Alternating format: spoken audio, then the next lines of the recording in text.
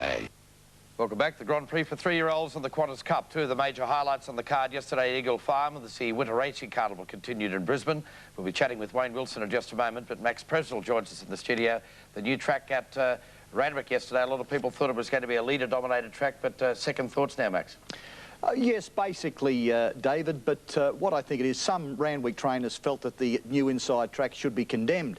The AJC feel it's perfect. I'd say the correct description is somewhere between, but it was a reasonable performance, I would say, for a new track. The track must settle down. I think it will settle down. I think and hope that it will be a worthwhile addendum to Sydney racing. OK, before we look at the performance of Lutsong there yesterday at Randwick and also the Winter Carnival, earlier in the week, on Monday, in fact, the Adelaide Cup at Morphettville. What were your thoughts on that one? Well, I do think it'll be a strong form race. It was a truly run race. The lighter weights dominated, but that's as it would be in this style of metric 2-mile event. Ceto Bridge, who ran a reasonable race in the Adelaide Cup, came out and won the Ledger over there yesterday, so there's a bit of merit in the form. French Resort out wide has raced up to hit the front with 200 to go. French Resort section late on the scene out wide, Gate War, but this bonny little mare, French Resort in front. Skybow is coming home like a train, but French Resort's in front. She's got a head out, she extends, and it's Colin Alderson's Cup.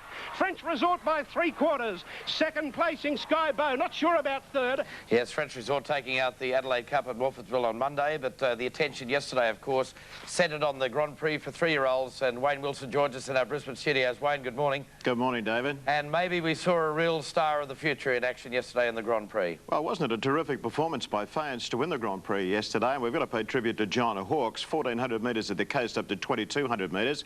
He trained him up for it, and he was brave enough to run him in it, and he came through with flying colours for him.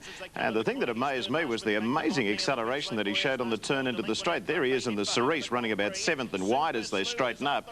Super Slew, who had enjoyed the beautiful run on the rails, had gone to the lead. Now look at Fayance on the outside. He just goes to him in one stride. Valance eventually gets clear. Valance is giving Fayance about 5 lengths start at the moment, and he cuts it down to a half length at the end. It was a great derby trial by Valance, but bear in mind that Fayance is going to be improved as a result of that hit out over the 2,200 metres in the Grand Prix. So the rematch of the derby is going to be a beauty, Fayance and Valance. Yeah, it could be a great hope for another derby win for John Hawkes. Well, it's headed that way, I'm sure.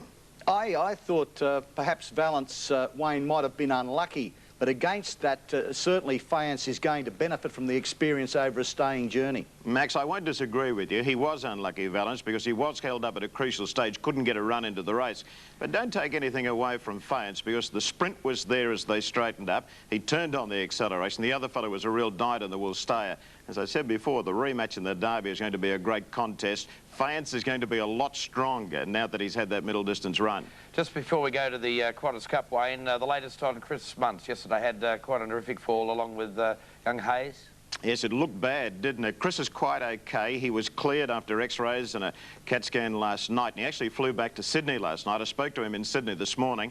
He said he's pretty bruised, but he hopes to be back riding on Thursday, which is just amazing if he can bounce back that quickly.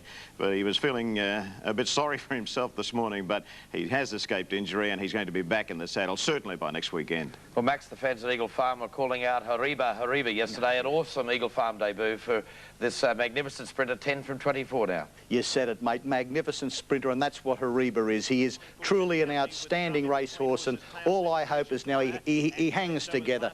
He's obviously not a sound horse. Look at the bandages. But nevertheless, this is Hariba as we should know him and as we remember him. Just absolutely scintillating. Wayne, he humped 60k around yesterday, but this has set up a fantastic clash in the Stradbroke with Gold Ace. Well, he's re-established himself as Australia's greatest sprinter through this win yesterday. Gold Ace is the horse on the up. He's going to pose the challenge in the Stradbroke. The Freedmans are always confident. They never surrender, the Freedmans. You can bet on that, and Gold Ace is going to be hard to beat. But you want to be good to roll Hariba on Stradbroke Day, I'm telling you. 1,400 won't be a problem, Max? No. I think it's a problem. I think the horse's well-being on the day is the major problem, whether his legs stand up. Of course, yesterday's race is not a good pointer, Wayne, for the Stradbroke. I don't think well, what do they call now, the QTC Qantas Cup? I don't think the equivalent race, the winner of the equivalent race, has ever gone on and won a Stradbroke. Just a little different this year, Max. The Qantas Cup is generally run the Saturday before the Stradbroke. Because of the date changes here in Queensland, they've moved it 2 weeks away from the Stradbroke. For the first time this year, Max, you're going to see a horse win the Qantas Cup and the Stradbroke Handicap. Oh, gee, you're confident, mate, you're confident. Well, Max, a tiny chestnut by the name of Lute Song yesterday stood up and was counted, just knocked back all the challenges of the Radvan at Randwick and scored a magnificent win. Yes, I had the feeling that horses were better placed up on the pace on this new track at Randwick. Lute Song, well, you get her on a day and she's hard to beat, but horses, now that coming down the outside in the black colours, that's Scenic Snow, and he looks like he's going to pick them up and win the race, but just falters over the latter stages. I do think Scenic Snow on a better surface, well, put it this way, on a different surface, can make amends in the near future. But note, Lute Song hangs on halfway down the straight, looked like she was going to be swamped, but that's the way it was at Randwick yesterday. How impressed were you with that, Wayne? It was a pretty tidy performance, wasn't it? The thing about that track yesterday, it seemed as though it was fairly even always round, Max, was it? Is that the way you interpreted it? I think it was more even on the fence. Yeah. Tempo of the races again played an important part, but it was a pretty good first up performance by the track, and as I said, like it will stabilise. First up, the new tracks that we've had of late, Caulfield, Moonee Valley, they've taken a bit of time to settle down, and I hope and I do think that the inside grass at Randwick will. Well, Wayne, still plenty of wonderful racing action coming from the Brisbane Winter Carnival. What can we expect in the next couple of weeks? Well, next week we've got a great day of racing there at Eagle Farm with the sires, and we're all looking forward to seeing Anthems up here. Max, he was so impressive in winning at Warwick Farm the other day. He's got such a big rap on him, Anthems. He looks as though he's going to be the one to beat in our sires and our Castlemaine up here. So he struts his stuff next week, and the Oaks is on next week as well. That's going to be a great race, and then we head towards the Stradbroke and another repeat performance by Hariba. There was so much excitement there at Eagle Farm yesterday. We saw one of the great horses of the Australian turf in action, and he's really given us an up here in Queensland, I'll tell you, Hariba, and we look forward to his performance in the Stradbroke. Wayne, thanks for joining us this morning, and I can tell you a fair bit of excitement in the studio here this morning too, because I collected some money from Max Presnell from that rugby league match the other night. So I did ask for time to pay, and Wayne, while you're getting set for the Stradbroke, I'm getting set for Shanti next Sunday. Now, this is territory where you were this time 12 months ago, and they tell me your trip over there, not since Omar Sharif was at his peak did anybody cut such a swathe through France. Stop all this garbage, Max. You can give us those Black Book specials, can you? Yeah.